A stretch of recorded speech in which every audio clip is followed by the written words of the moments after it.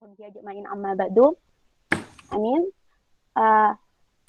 Segala puji bagi Allah, Tuhan semesta alam yang telah memberikan rahmat dan karunia-Nya kepada kita sehingga kita dapat melakukan diskusi virtual pada malam hari ini yang insya Allah tanpa ada halangan suatu apapun.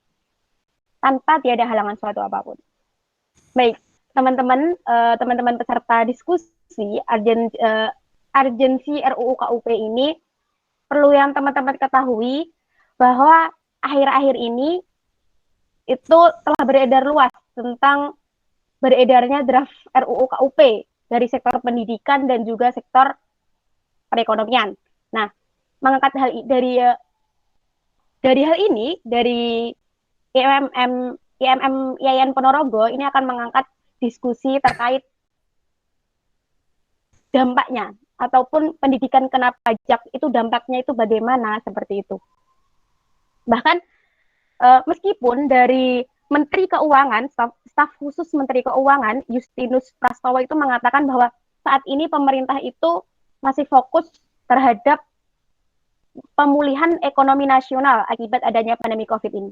Bahkan beliau ini juga mengatakan bahwa pemerintah itu berjanji tidak akan mengenakan pajak terhadap pendidikan ataupun ekonomi, bahkan kesehatan untuk besok, bulan depan, atau bahkan tahun ini. Nah, tapi di sini kita bisa tarik kesimpulan bahwa tidak memungkinkan bahwa di tahun 2022 ataupun 2023 itu kemungkinan akan dikenakan pajak. Oleh sebab itu, kami dari IMM IAIN Ponorogo ingin mengupas jikalau PPN ini diimplementasikan, apa saja dampaknya terhadap sektor pendidikan. Nah, dengan materi yang luar biasa dan juga tentunya pemateri yang tidak kalah sangat luar biasa kali ini, kita akan kehadiran beliau. Di sini saya akan membacakan kurikulum vitae-nya. Nama Dr. Sultan MSI, tempat tanggal lahir Sidoarjo 14 Agustus 1965, alamatnya Jalan Pramuka, Gang 4, nomor 15 Ponorogo. Teleponnya bagi teman-teman yang ingin mencatat boleh monggo 0812 3431 078. Untuk riwayat pendidikan SDN Reno tahun 1978, SMP SMPN 1 Porong 1981, SMA SPGN Sidoarjo 1984, perguruan tinggi beliau menempuh S1 di IKIP Malang tahun 1988, S2 UGM 1999, dan S3-nya beliau menempuh di UMM tahun 2018. Pengalaman organisasi Sektor Umpo tahun 2008-2020, Wakil Ketua Majelis Kader PWM Jatim 2015-2022, Wakil Ketua PDM Ponorogo 2020-2022. Moto hidup beliau adalah hidup bermanfaat sebesar-besarnya bagi yang lain. Baik, selanjutnya kepada pemateri Bapak Sultan, waktu dan tempat dipersilahkan. Ya, terima kasih. Bismillahirrahmanirrahim. Assalamualaikum warahmatullahi wabarakatuh. Waalaikumsalam warahmatullahi wabarakatuh. Alhamdulillah wa syukurillah. Ala nikmatillah la haula wa la quwata illa billah. Asyhadu an la ilaha illallah wa la syarika lah, wa asyhadu anna Muhammadan abduhu wa rasuluhu, amma ba'd. Yang terhormat jajaran pimpinan daerah IMM beserta seluruh anggota maupun partisipan dari diskusi daring malam ini. Bersama-sama mari kita panjatkan puji syukur kehadirat Allah Subhanahu wa Ta'ala atas limpahan nikmat karunia-Nya sehingga kita tetap berada dalam keadaan iman, hidayah iman. Kita tetap dalam keadaan sehat walafiat dan berkesempatan hadir di malam ini. memenuhi harapan IMM,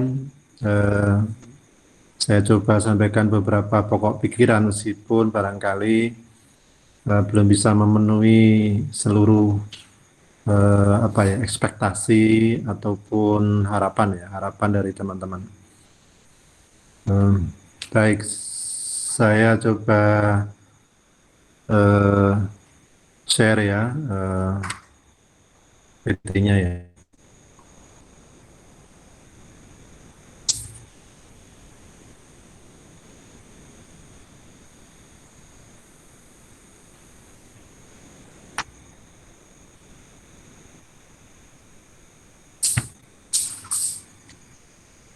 Baiklah teman-teman, mungkin sedikit beda dengan yang disampaikan oleh pemandu, tapi tidak mengurangi maknanya. Insya Allah nanti terkait dampak kita coba bicarakan di akhir PPT ini. Saya mengusung tema pajak pertambahan nilai jasa pendidikan, ironi bagi pendidikan di Indonesia. Saya memulai dari kerangka konseptual tentang kehadiran negara, dalam hal ini adalah negara kita, Indonesia. Saudara, kalau kita belajar hukum tata negara dan juga belajar ilmu politik, maka kita akan mengetahui bahwa paradigma yang diusung oleh Indonesia dan kebanyakan negara-negara modern itu adalah paradigma welfare state atau negara kesejahteraan. Intinya adalah dulu di abad 19 negara itu seperti satpam itu ya, hanya menjaga saja, menjaga wilayahnya dan memberikan ruang kepada warganya untuk hidup sendiri dulu.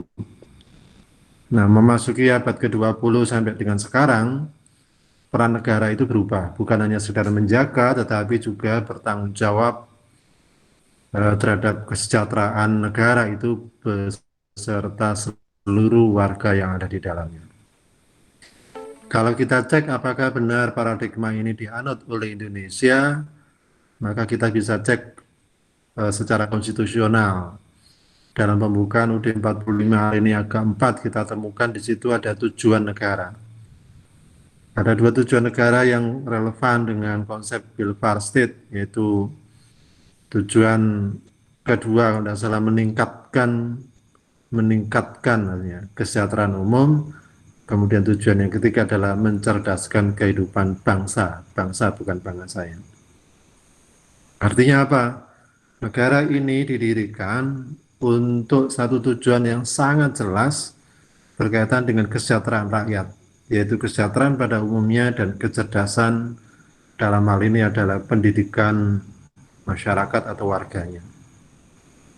Kemudian kita juga bisa lihat blueprint atau cetak biru dari kebijakan pendidikan di Indonesia secara konstitusional. Kita bisa lihat di dalam pasal 31 Undang-Undang Dasar 45. Ada poin-poin ini yang kita bisa jadikan dasar ya. Pertama, di situ disebut setiap warga negara berhak mendapatkan pendidikan, tak terkecuali siapapun, termasuk mereka yang kurang sejahtera atau miskin. Setiap warga negara wajib mengikuti pendidikan dasar dan pemerintah wajib membiayainya. Pendidikan dasar ini maksud dalam hal ini adalah SD SMP sebagai batas minimal wajib belajar, bahkan sekarang ditingkatkan sampai SMTA. Kemudian pemerintah mengusahakan dan menyelenggarakan satu sistem pendidikan nasional. Kemudian negara memprioritaskan anggaran pendidikan minimal 20% dari APBN kalau tingkat nasional dan dari APBD kalau di tingkat daerah. Kemudian pemerintah memajukan ilmu pengetahuan dan teknologi. Amanah konstitusi ini, saudara, mengikat atau dalam bahasa hukum disebut dengan bersifat imperatif. Imperatif itu mengikat. Pengertian mengikat itu di situ ada kewajiban kewajiban, dan di dalam kewajiban itu di dalamnya juga melekat sanksi. Siapa yang terikat? Yang terikat adalah lembaga negara, DPR, Presiden, MPR, dan lembaga-lembaga negara yang lain. Kemudian yang kedua adalah pejabat-pejabat negara, para menteri, dan para pejabat-pejabat yang lain sampai dengan pejabat di daerah. Kemudian seluruh warga negara kita dan seluruh lembaga-lembaga kemasyarakatan dan organisasi kemasyarakatan. Artinya apa? Semua komponen di dalam negara ini terikat. Kalau kita bicara tentang pendidikan, terikat dengan amanah konstitusi, baik tentang tujuan negara maupun tentang blueprint pendidikan yang ada di dalam pasal 31. Ini daya mengikat konstitusi ini adalah tertinggi. Karena konstitusi itu hukum tertinggi. Peraturan-peraturan di bawahnya seperti undang-undang, peraturan pemerintah, peraturan presiden itu tidak boleh bertentangan dengan konstitusi. Saya mengatakan tidak boleh itu bukan pendapat saya, tetapi ini pendapat dari prinsip konstitusional yang dianut oleh negeri ini. Jadi tidak boleh itu dalam konteks prinsip-prinsip negara yang sudah kita sepakati. Dengan demikian, jika kemudian di satu waktu kapanpun, dalam situasi seperti apapun, ada undang-undang kok bertentangan dengan spirit konstitusi, maka undang-undang itu sebetulnya inkonstitusional dalam pengertian dia tidak boleh ada dan bisa diperjuangkan atau diusahakan untuk ditinjau ulang melalui Mahkamah Konstitusi. Sengaja saya tampilkan ini karena merespon tentang undang-undang yang mengatur tentang ketentuan umum perpajakan itu kita tidak bisa hanya sekedar menerima lalu kemudian membayang-bayangkan apa dampaknya, tidak. Tetapi mestinya kita harus kritis bagaimana undang-undang itu nanti disusun dan pada akhirnya dan diterapkan.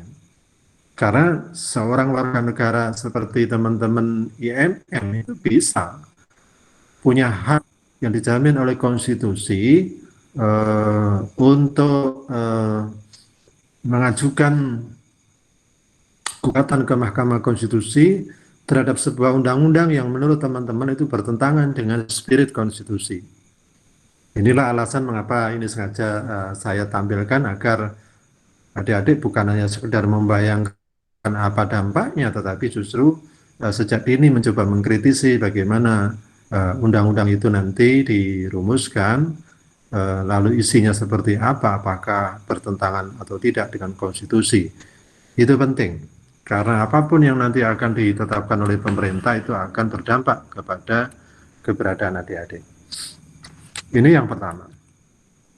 Nah, lalu saya juga coba kemukakan bagaimana realitas pendidikan kita hari ini. Saya beri judul Tantangan Pendidikan Indonesia hari ini.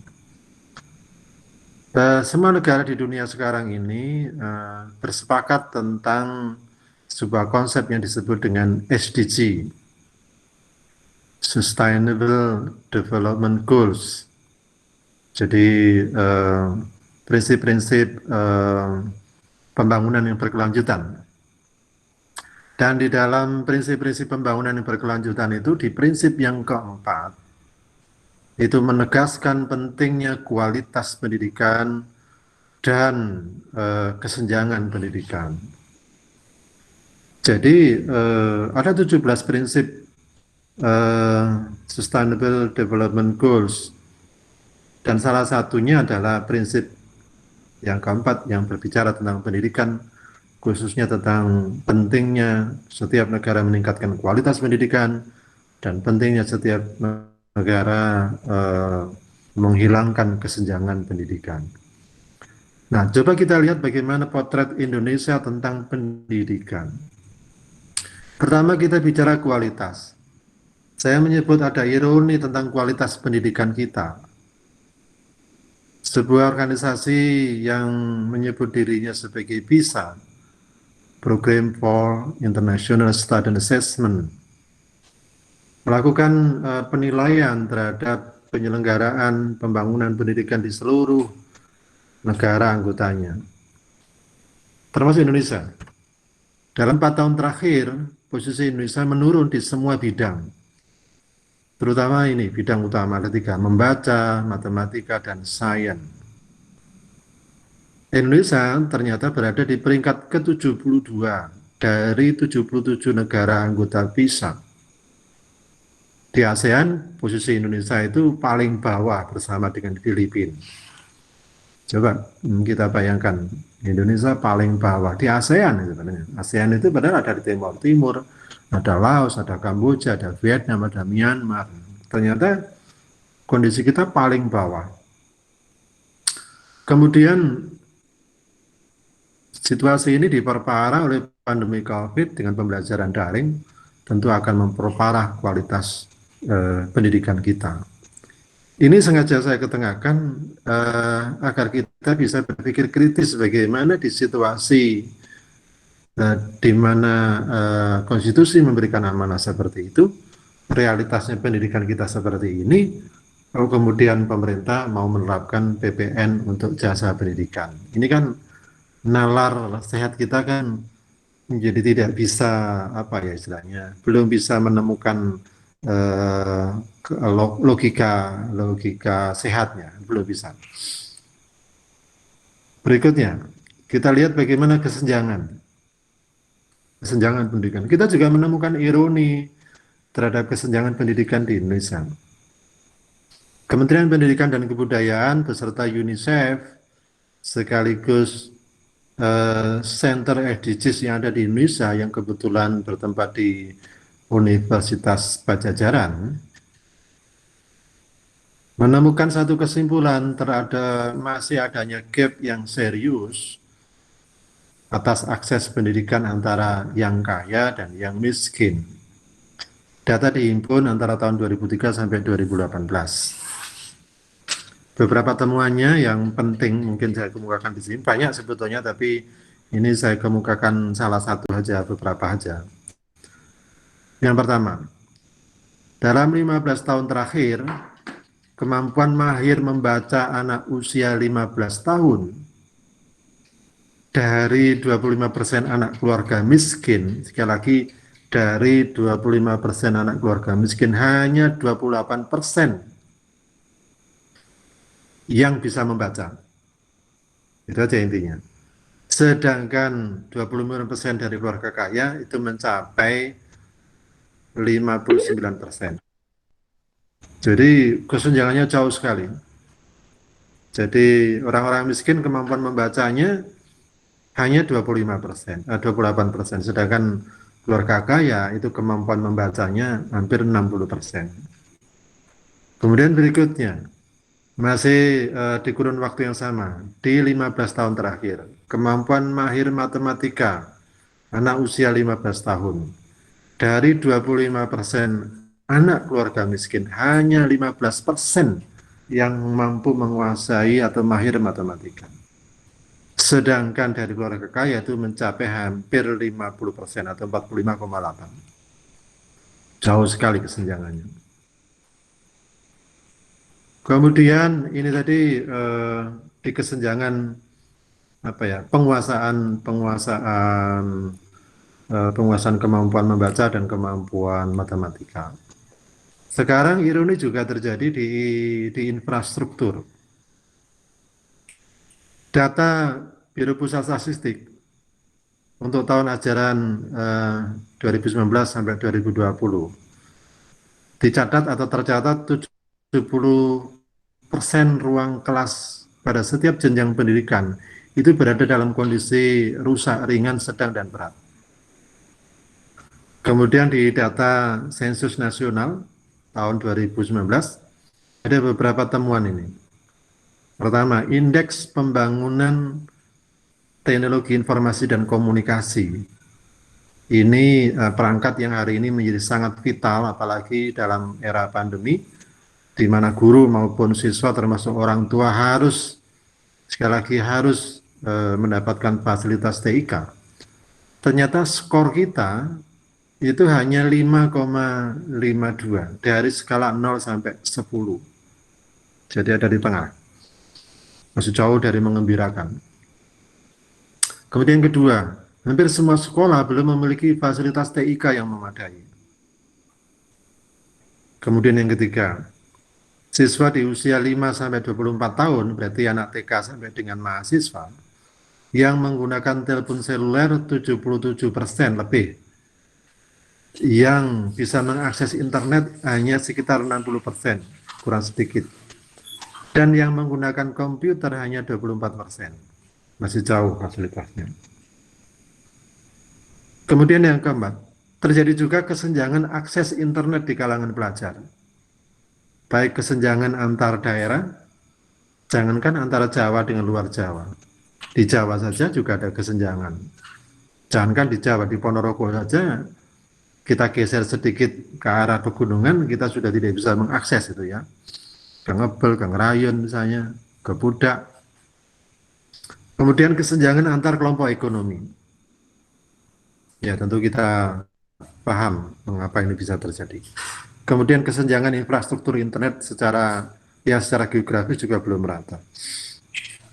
Ini kesenjangan infrastruktur pada TIK yang hari ini menjadi andalan utama bagaimana proses belajar pembelajaran antara guru dengan siswa bisa berlangsung dengan baik.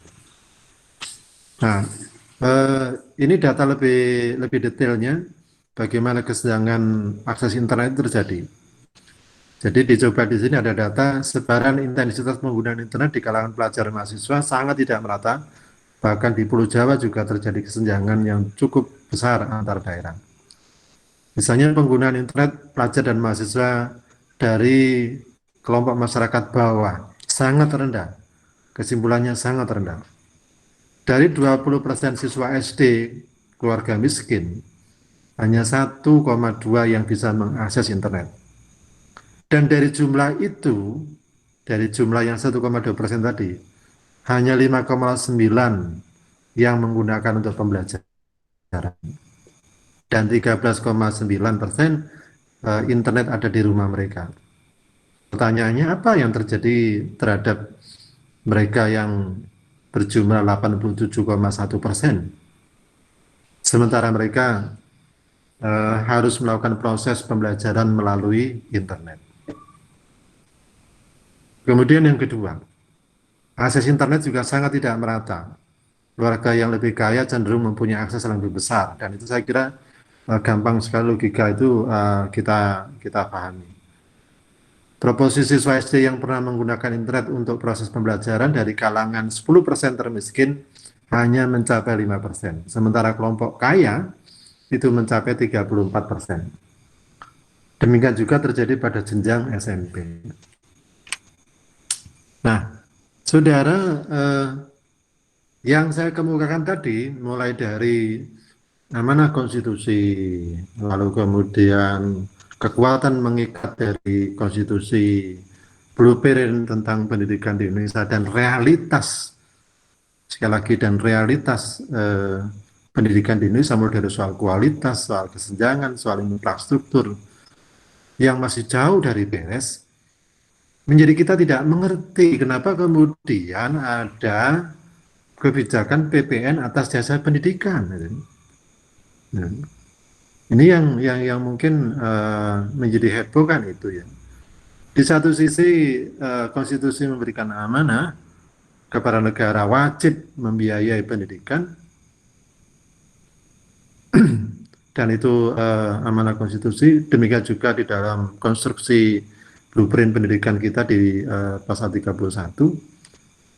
Pada sisi lain kita menemukan kenyataan masih begitu banyak PR besar negara ini untuk meningkatkan kualitas pendidikan, untuk menyelesaikan problem kesenjangan, menyelesaikan problem infrastruktur.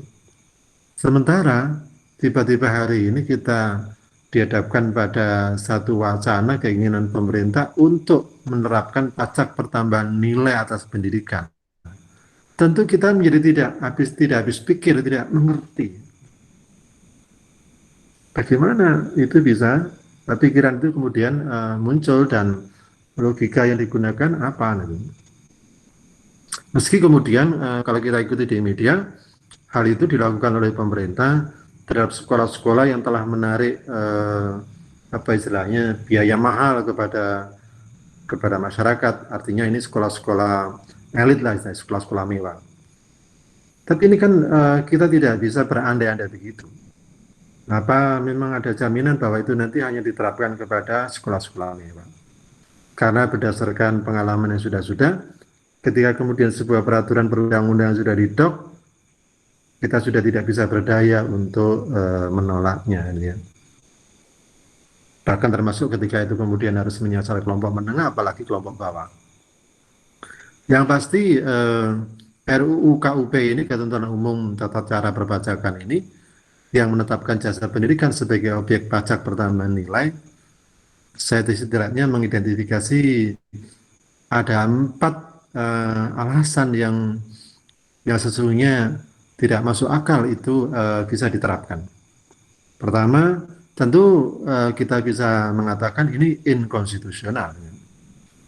Kenapa saya katakan inkonstitusional? Ya karena bertentangan dengan amanah konstitusi yang tercantum dalam tujuan negara kita di pembukaan alinea keempat. Juga kebijakan dasar tentang pendidikan yang menjadikan pendidikan itu sebagai kewajiban bagi pemerintah sebagaimana tersebut dalam pasal 31 UUD 45. Saya juga mengatakannya ini tidak etis dan tidak peka ya. Karena realitas keberadaan lembaga pendidikan justru membutuhkan uluran tangan pemerintah sebagai bagian dari melaksanakan amanah konstitusi, apalagi kenyataannya pendidikan-pendidikan kita itu masih bermasalah secara kualitas, masih terjadi kesenjangan di sana sini, infrastruktur juga masih bermasalah, kok malah ditarik Pak gitu ya. Kan itu yang saya katakan tidak itu dan tidak peka. Ya. Kemudian ketiga tidak lazim. Karena di banyak negara PPN atas jasa pendidikan itu dikecualikan, artinya tidak ditarik. Tidak ada banyak negara yang tidak memasukkan jasa pendidikan sebagai objek yang dikenakan pajak PPN. Kemudian yang keempat tentu tidak selaras dengan asas gotong royong dan partisipasi masyarakat, di mana pendidikan yang mestinya menjadi tanggung jawab pemerintah, kali ini kan sudah banyak ormas yang membantu pemerintah. Entah itu ormas-ormas keagamaan seperti Islam, Kristen, dan sebagainya, maupun ormas-ormas yang lain seperti PGRI. Mereka semuanya ini sesungguhnya hadir di tengah-tengah masyarakat membantu pemerintah menghadirkan pendidikan murah. Membantu pemerintah agar apa tadi, akses pendidikan itu bisa diperoleh dan dijangkau oleh seluruh warga negara. Sekaligus dalam rangka meningkatkan kualitas pendidikan yang menjadi target dari SDGs tadi. Nah, sementara problem kualitas ini masih bermasalah, sementara problem akses pendidikan juga masih belum bisa terjadi kesenjangan ya.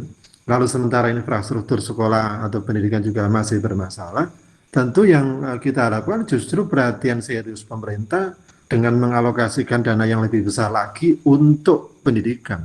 Bukan malah menyerap potensi dana pendidikan yang ada untuk ditarik oleh negara melalui mekanisme pajak. Ini kan logika ini kan terbalik. Harusnya pemerintah itu mensuplai masyarakat, kok malah menyerap potensi yang ada di masyarakat. Nah, tentu apabila ini terjadi, saudara, pertama, kita masih belum memiliki jaminan pasti apakah ini memang benar hanya akan ditujukan kepada sekolah-sekolah yang elit itu, yang mungkin uang gedungnya dan SPP-nya puluhan juta. Ada yang uang gedungnya 40 juta dengan SPP 5 juta per semester atau per tahunnya. Kalau memang ada jaminan seperti itu dan sangat jelas, ya mungkin barangkali kita bisa maklum. Kita bisa memaklumi dan pemerintah hadir untuk ibaratnya menjadi kanal agar dana milik mereka yang elit itu bisa dikelola oleh pemerintah dan disalurkan untuk masyarakat yang lebih luas dalam rangka peningkatan kualitas pendidikan. Tetapi masalahnya kalau kita bicara undang-undang, ini kan kita belum memiliki gambaran itu jaminan sampai sejauh itu. Tentu sebagai warga negara kita khawatir, apalagi ada wacana di beberapa media mengatakan bahwa sekolah-sekolah atau lembaga pendidikan yang dikelola oleh masyarakat, sepanjang itu nanti omsetnya mencapai angka miliar tertentu, sebut saja misalnya 1 miliar atau 4 miliar atau berapa, akan dikenai PPN atau pajak. Itu jelas apa istilahnya sangat berdampak kepada penyelenggaraan pendidikan yang diselenggarakan oleh masyarakat. Saya sebutnya contoh kecil misalnya seperti kampus di kampus kita di Unung Ponorogo. Itu omsetnya per tahun bisa mencapai ya sebut aja misalnya 30 miliar. Nah kalau kena PPN kan tidak mungkin akan ditanggung oleh kampus, pasti akan dikenakan kepada mahasiswa. Berarti mahasiswa akan membayar jauh lebih mahal daripada kondisi hari ini. Pertanyaannya apakah masyarakat mampu membayar? Hari ini saja dari jumlah mahasiswa yang diterima setiap tahun kurang lebih sekitar 1.500, tidak kurang dari 300 mahasiswa itu memanfaatkan beasiswa pendidikan dengan berbagai macam skemanya. Dan dari tahun ke tahun jumlah orang tua yang memanfaatkan fasilitas itu semakin banyak. Itu tandanya apa? Masyarakat semakin menurun kemampuannya untuk membeli jasa pendidikan. Nah, jika pada saat yang sama kemudian pemerintah menerapkan PPN untuk jasa pendidikan dengan skema tadi, misalnya lembaga pendidikan yang menyelenggarakan pendidikan dengan omset lebih dari 4 miliar akan dikenakan pajak. Wah, saya menerawang ke depan ini menjadi semakin suram itu ya. Suram untuk penyelenggaraan lembaga pendidikan swasta, suram juga untuk kesempatan bagi masyarakat mendapatkan layanan pendidikan yang murah. Sementara lembaga-lembaga pendidikan negeri dengan seluruh fasilitasnya dari negara, mulai dari gurunya atau dosennya dari negara, lalu kemudian sarana prasarannya dari negara, lalu kemudian bangunannya dari negara. Mereka ini kemudian bisa menarik menarik dana dari masyarakat gila-gilaan. Dan kita di sekolah swasta nggak bisa menarik sampai sejauh itu. Jadi tergambar sangat jelas di depan mata kita ketika PPN jasa pendidikan ini diterapkan, maka tidak ada jalan lain bagi penyelenggara pendidikan, pasti akan menambahkan, sekali lagi, pasti akan menambahkan PPN ini kepada item pembayaran yang harus dipenuhi oleh mahasiswa. Dan jika itu memang benar terjadi, saya semakin yakin semakin banyak masyarakat yang tidak mampu membeli jasa pendidikan. Sementara kemampuan negara untuk mengalokasikan anggaran-anggaran pendidikan juga dari waktu ke waktu semakin dipertanyakan. Jadi dari gambaran inilah saya kemudian melihat ada ironi tentang pendidikan kita, bukan saja tentang kualitas yang memang dari waktu ke waktu sejak lama kita perdebatkan, bukan saja tentang kesenjangan yang dari waktu ke waktu juga tidak pernah selesai, bukan juga tentang infrastruktur yang mungkin juga masih jauh dari harapan. Yang baru sedang kita hadapi hari ini, kita ditambah satu ironi lagi tentang kebijakan atas jasa pendidikan, kebijakan pajak atas jasa pendidikan, yang menurut saya ini seperti paradoks. Paradoks dalam pengertian, di satu sisi pemerintah punya kewajiban untuk membiayai pendidikan, di sisi lain pemerintah juga menyerap dana yang ada di masyarakat atas jasa pendidikan. Ini kan sesuatu yang paradoks, sesuatu yang bertolak belakang. Oke, saya kira itu saudara pokok-pokok pikiran yang barangkali penting untuk bahan diskusi kita. Monggo saya kembalikan kepada pemandu acara untuk diskusi kita. Jadi yang saya sampaikan mungkin baru sekilas. Terima kasih, kita kembangkan nanti lewat diskusi. Assalamualaikum warahmatullahi wabarakatuh. Waalaikumsalam warahmatullahi wabarakatuh. Waalaikumsalam warahmatullahi wabarakatuh. Baik, terima kasih kepada Bapak Sultan yang telah memaparkan materi terkait pendidikan Indonesia saat ini ketika disangkut pautkan dengan PPN. Kemudian selanjutnya yaitu sesi tanya jawab ya. Langsung saja dibuka untuk teman-teman yang ingin ingin mempertanyakan ataupun ada yang ingin ditanyakan terkait materi pada malam hari ini, bisa langsung open mikrofon ataupun bisa juga melalui room chat.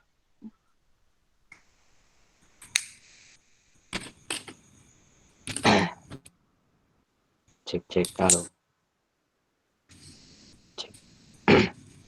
Cek halo. Ada yang bertanya? Mohon izin, saya mau bertanya. Suara saya kedengaran ya?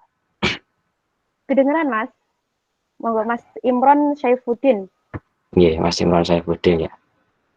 Terima kasih waktunya untuk saya untuk sedikit berargumen dan bertanya terkait dengan materi kita atau bahan diskusi kita tentang apa itu namanya pendidikan kena pajak atau pembahasan terkait dengan RUU KUP.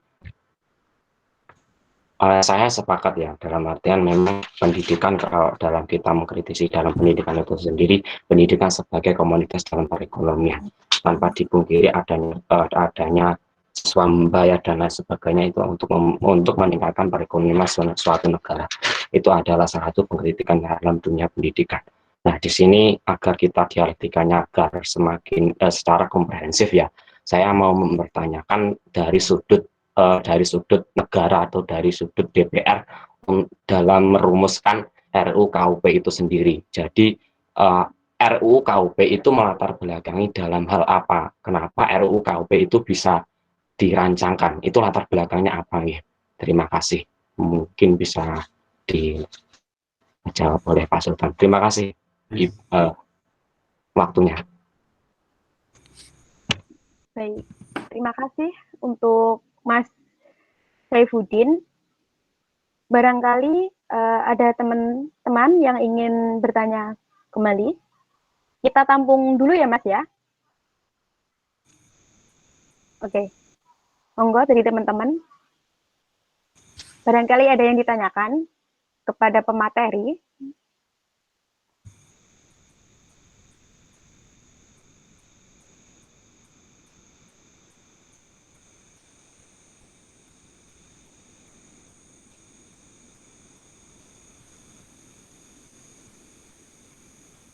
Gimana? Masih ada yang ditanyakan kembali? Dari teman-teman yang lain, mungkin? Terkait PPN jasa pendidikan.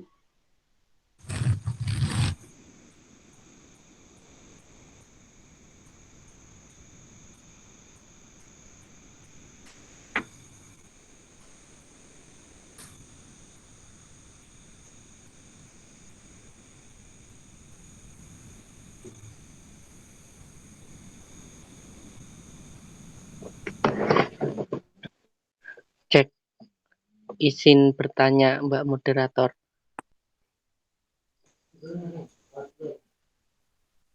Halo, cek, bisa kedengeran? Aman Mas, bisa kedengaran. Jadi begini, yang ingin saya pertanyakan terlebih dahulu, mungkin kita mungkin sudah banyak informasi juga terkait RUU KUP. Mungkin secara data atau data-data dari informasi dari Bapak Sultan tadi sudah sangat cukup ya, luar biasa sekali. Mungkin ada beberapa pertanyaan yang saya ajukan terkait undang RUU KUP ini. Tentunya namanya undang-undang itu ada masanya terkait tentang peninjauan ulang. Nah, tentunya setiap undang-undang yang dicetuskan ada masa uji cobanya. Masa uji coba itu berlangsung atau disetujui masyarakat, tentunya ketika sudah dipersetujui tidak ada pertinjauan ulang. Tetapi kalau itu menentang atau tidak pas dengan keadaan kita tertentu untuk di jalur pendidikan, mungkin sebagai kita masyarakat tentunya itu kan harapan yang tidak sesuai itu ada atau bisa dipertinjau ulang. Mungkin yang saya tanyakan ketika dipertinjau ulang tetapi undang-undang tetap disahkan itu bagaimana, Pak? Itu saja pertanyaan saya. Terima kasih. Baik, terima kasih untuk Mas Imam atas pertanyaannya. Mungkin ini dulu ya untuk pertanyaannya, nanti insya Allah akan kita buka lagi untuk sesi tanya jawab dari Mas Imron. Intinya adalah apa yang melatar belakangi tercetusnya dari RUU KUH.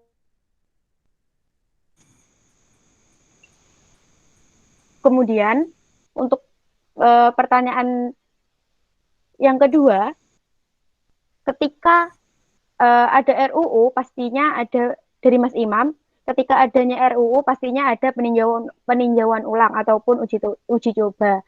Lantas, jikalau RUU ini terdapat penolakan dari segala lini, itu bagaimana? Seperti itu.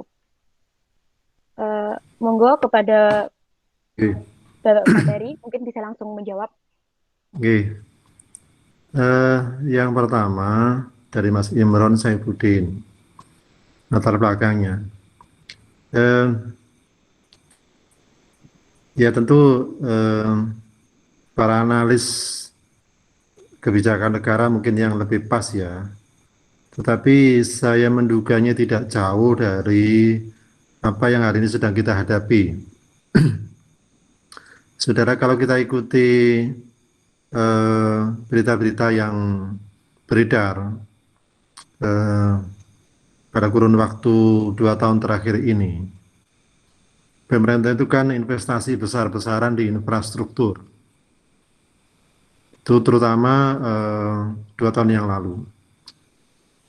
Kemudian tiba-tiba pada saat kita sedang menghimpun energi kita untuk investasi di infrastruktur, datang pandemi COVID-19 yang juga tidak kalah besarnya menyedot potensi anggaran kita. Maka sesuatu yang tidak diperkirakan atau yang tidak dapat diperkirakan oleh banyak negara, kita alami juga di Indonesia. Infrastruktur kita yang membutuhkan biaya besar di satu pihak, lalu di pihak lain kita juga harus menyediakan dana untuk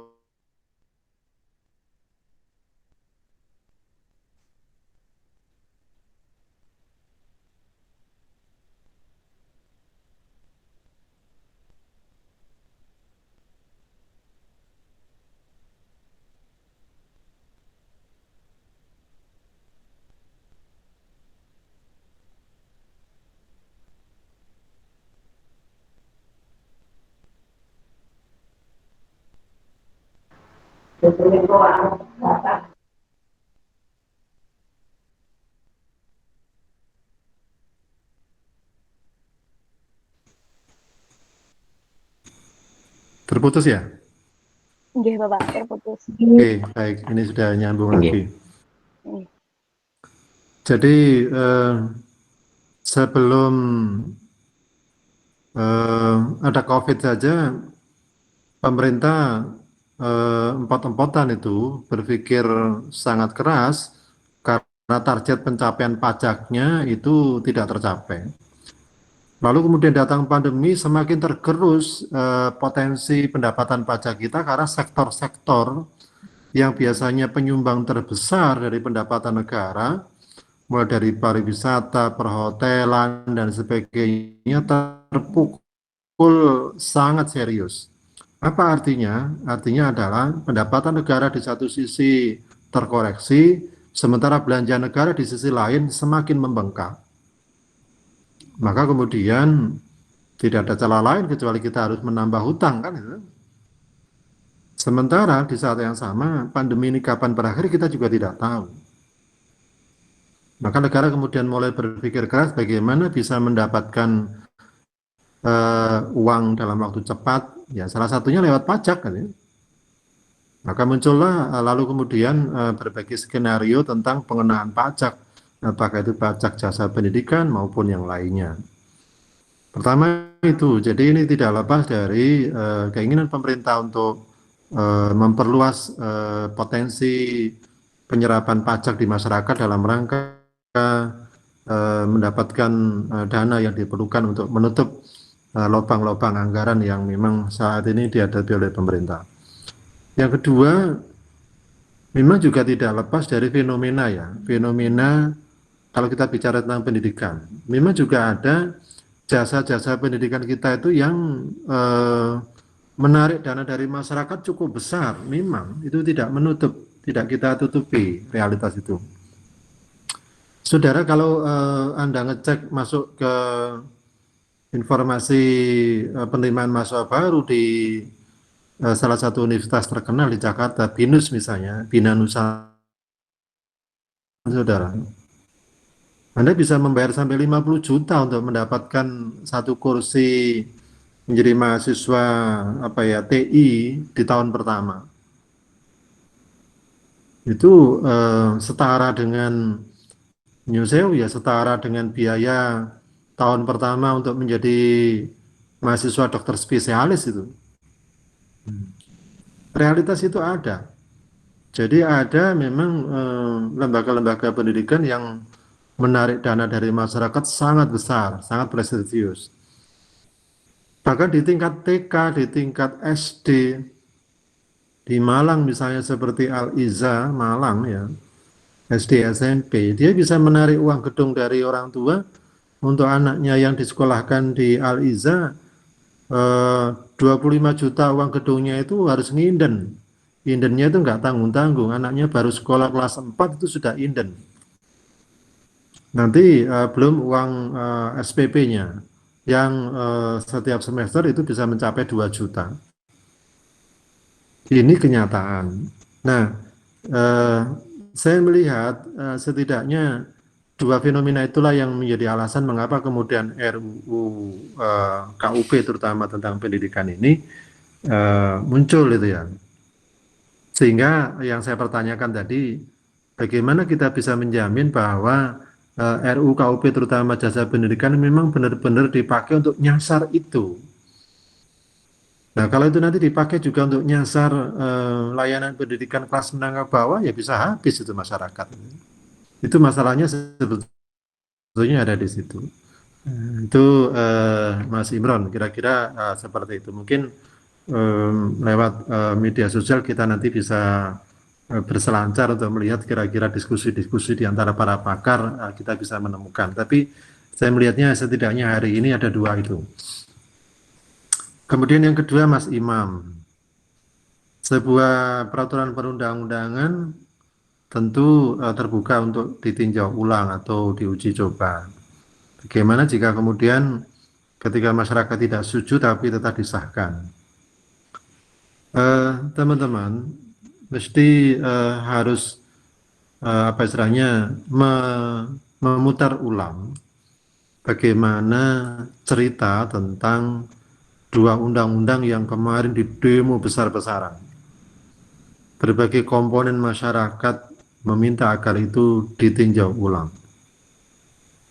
Satu, undang-undang tentang KPK. Betapa selama berbulan-bulan berbagai komponen masyarakat mulai dari kelas mahasiswa sampai dengan kelas elit, organisasi-organisasi besar, semuanya menggerakkan seluruh kekuatannya, mulai dari turun ke jalan sampai menyampaikan surat resmi ke Presiden, menyampaikan surat resmi ke DPR, sampai mengajukan gugatan ke Mahkamah Konstitusi. Ke Mahkamah Konstitusi. Tapi toh akhirnya jalan juga. Padahal jelas-jelas undang-undang KPK itu jauh dari spirit undang-undang sebelumnya. Itu pertama. Kemudian yang kedua, undang-undang Cipta Kerja. Kita juga tahu betapa demo besar-besaran juga telah apa istilahnya mewarnai kota-kota besar di Indonesia. Tapi toh akhirnya juga jalan. Padahal kalau punya sempat membaca Undang-Undang Cipta Kerja, saya lihat di situ kalau untuk masyarakat luas sih enggak, tapi kalau untuk kepentingan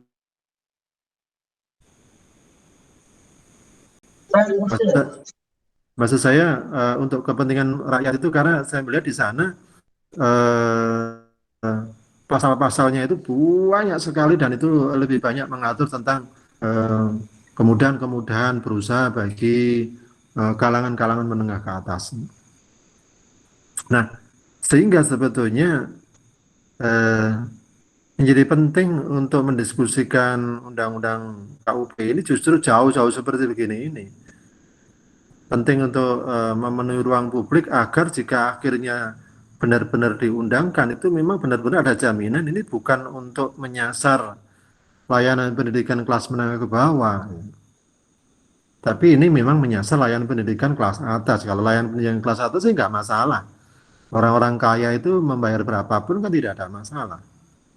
Tapi kalau kelompok menengah ke bawah, ya mereka bisa semakin tidak berdaya untuk mendapatkan jasa layanan pendidikan. Jadi menurut saya jangan sampai menunggu diuji coba. Kalau menunggu diuji coba, sekali didok dan pemerintah kemudian jalan, ya jalan. Sebab jangankan undang-undang KUP, ya undang-undang KPK, undang-undang Cipta Kerja aja yang seperti itu kemarin juga masih jalan sampai dengan hari ini. Begitu Mas Imam mungkin. Monggo, saya kembalikan kepada moderator.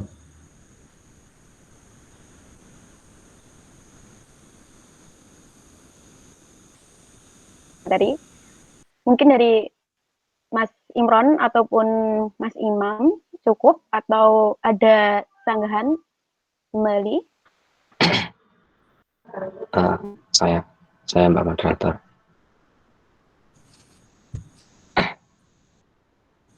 Pripun? Ya, terima kasih ya waktunya. Ya, ini untuk pembicaraan kali ini sangat luar biasa ya, pentingnya juga bagi kalangan kita, khususnya mahasiswa dalam ranah pendidikan itu sendiri. Saya harapkan dari pertanyaan saya dalam artian di sini kita itu diskusi bukan hanya pada terus mengkritisi dalam kebijakan pendidikan itu sendiri, tapi juga kita mengetahui secara komprehensif. Jadi pemerintahan itu melatar belakangi dari KUP ini dari apa? Saya harapkan dari seluruh peserta dalam diskusi ini juga antusias ya dalam hal ini. Kalau dalam literatur yang saya baca ya terkait dengan latar belakang itu sendiri, yaitu salah satunya yaitu tarif yang berlaku saat ini mencerminkan ketidakadilan bagi wajib pajak, karena masyarakat dengan daya beli tinggi membayar pajak sama dengan masyarakat berdaya beli lebih rendah. Jadi dalam realitas sosial yang ada, ketika di situ pajak dalam pendidikan itu rendah daripada pajak-pajak yang lain, dan daya beli masyarakat itu lebih tinggi, akhirnya KUP ini akan dirancang seperti itu. Itu kalau dalam literatur yang saya baca ini. Tapi jujur ya, di sini saya juga sulit untuk pro dengan pemerintahan itu sendiri terkait dengan KUP ini sendiri ya. Tapi saya mohon untuk pencerahannya dari teman-teman diskusi. Sebenarnya pemerintah itu membuatkan aturan ini sebenarnya buat apa sih? Latar belakangnya sih apa sih? Jujur saya masih juga bingung terkait dengan ini. Dan seharusnya yang adanya pandemi dan mereka perekonomian itu akan merendah, malah justru pajaknya itu malah dinaikkan. Kan lucu juga. Memang ya, dalam negara ketika itu ingin mempunyai uang, pasti yang paling mudah yaitu menaikkan pajak. Maka KUP ini salah satunya, gitu. Seperti yang dikatakan Pak Sultan itu sendiri. Tapi gimana ya? Lucu juga gitu loh. Padahal kita itu terus dalam media-media, dalam bahkan aksi pun juga sering untuk meringankan UKT dan lain sebagainya. Malah justru ini malah KUP ini malah dinaikkan. ini yang menjadi PR buat kita semua. Ini sebenarnya dalang atau seluk beluk dari hal ini semuanya itu apa gitu. Ini yang menjadi tanda tanya besar dalam otak saya itu sendiri. Terima kasih Mbak Moderator atas waktunya. Saya kembalikan. Terima kasih.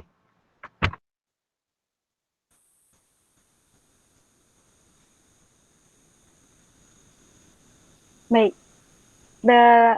Terima kasih untuk Mas Imran ya tadi. Sangat luar biasa sekali. Mungkin dari teman-teman yang lain, ada yang mau menjawab juga. Atau mungkin dari pemateri, Bapak Sultan, ingin menanggapi kembali atau bagaimana? Ya, saya setuju dengan satu pemikiran bahwa sebagai mahasiswa kita mesti harus membuka diri untuk mengkritisi apapun yang sedang digulirkan oleh pemerintah dari berbagai aspeknya. Termasuk tadi Mas Imran menyampaikan tentang latar belakang, di mana salah satunya bagaimana mereka-mereka yang memiliki kemampuan bayar lebih tinggi, ternyata dia mendapatkan mendapati mereka tidak membayar pajak atau tidak dikenai pajak, sementara mereka harusnya dikenai pajak. Pada intinya begini, kalau kita mau melihat kekuasaan ya, secara komprehensif, sifat kekuasaan di mana-mana itu tetap sama ya. Apa yang saya maksud sama itu?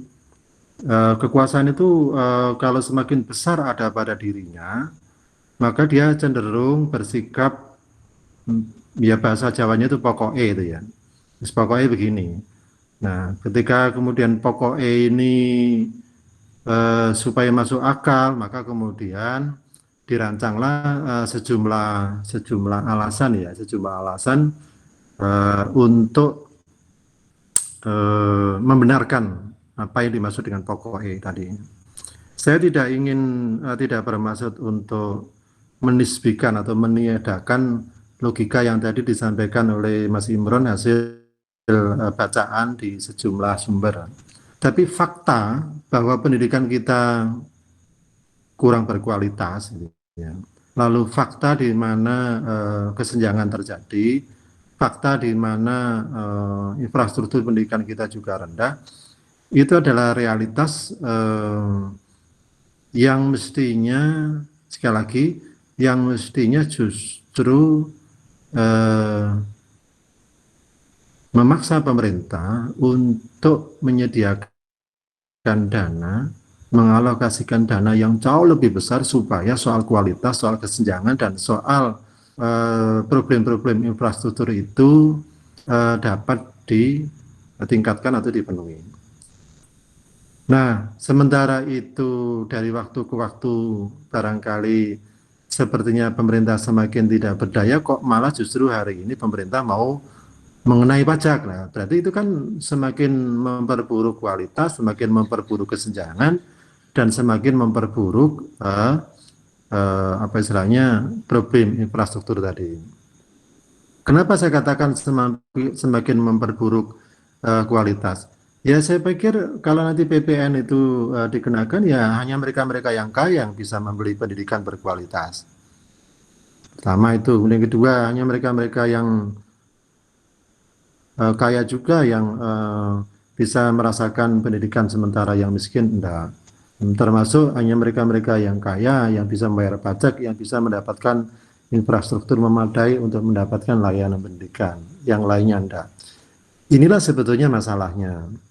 Sehingga terkait dengan latar belakang tadi, itu mungkin satu sisi lah ya, satu sisi logika yang sengaja dibangun bahwa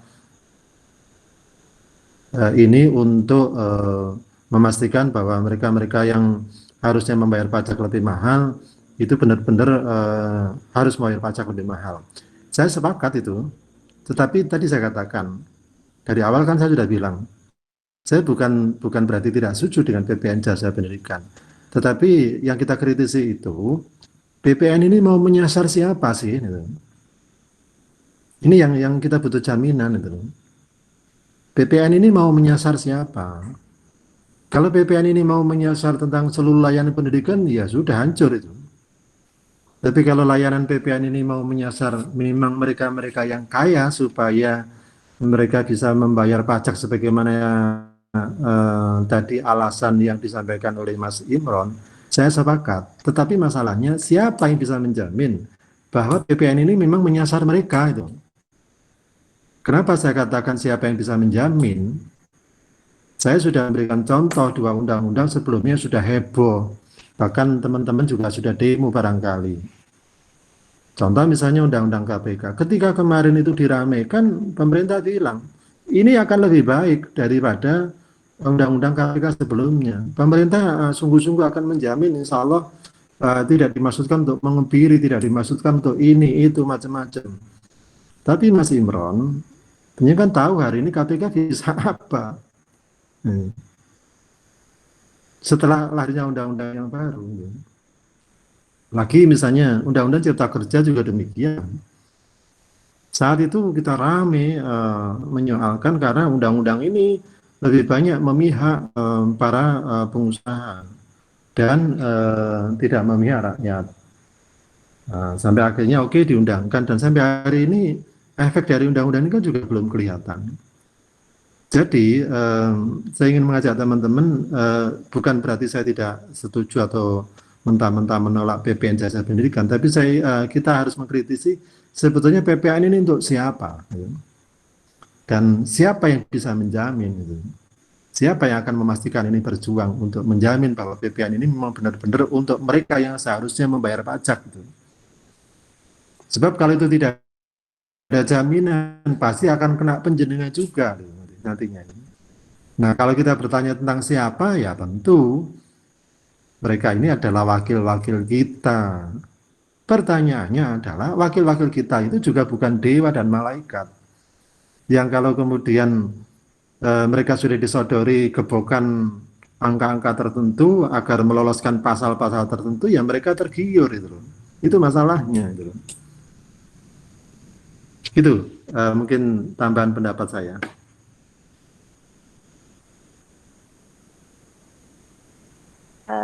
Baik, terima kasih ya untuk Bapak pemateri, Bapak Sultan, dan juga untuk mas-masnya untuk menanyanya, Mas Imron dan juga Mas Imam. Mungkin sekian ya yang dapat kita lakukan diskusi pada malam hari ini, atau mungkin dari ada sanggahan atau lagi atau bagaimana, karena mengingat juga waktu kita masih ada 8 menit lagi. Mungkin dari ada sanggahan lagi atau cukup? Atau ada yang bertanya lagi? Atau mungkin nanti bisa kita sambung lagi di lain waktu, insya Allah kalau berkesempatan.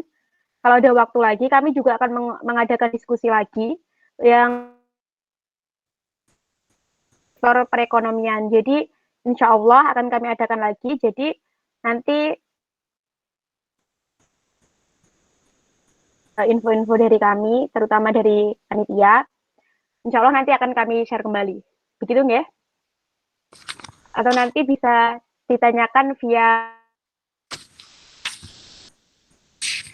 atau mungkin bisa melalui WhatsApp langsung ke Pak Sultannya. Mohon maaf karena waktunya juga sudah mendekati pukul 9. Saya selaku moderator, mohon maaf apabila ada kurang lebihnya, dan saya ucapkan terima kasih yang sebanyak-banyaknya kepada pemateri yang sangat luar biasa dengan penyampaian yang luar biasa juga. Mengambil kesimpulan itu diartikan pula sebagai jagat ketertiban ataupun kepastian yang sepatutnya pula di dalamnya harus terkandung keadilan dan juga kemanfaatan bagi seluruh rakyat Indonesia. Seperti itu. Terima kasih. Akhiran, wassalamualaikum warahmatullahi wabarakatuh. Waalaikumsalam warahmatullahi Teman-teman mungkin jangan keluar dulu.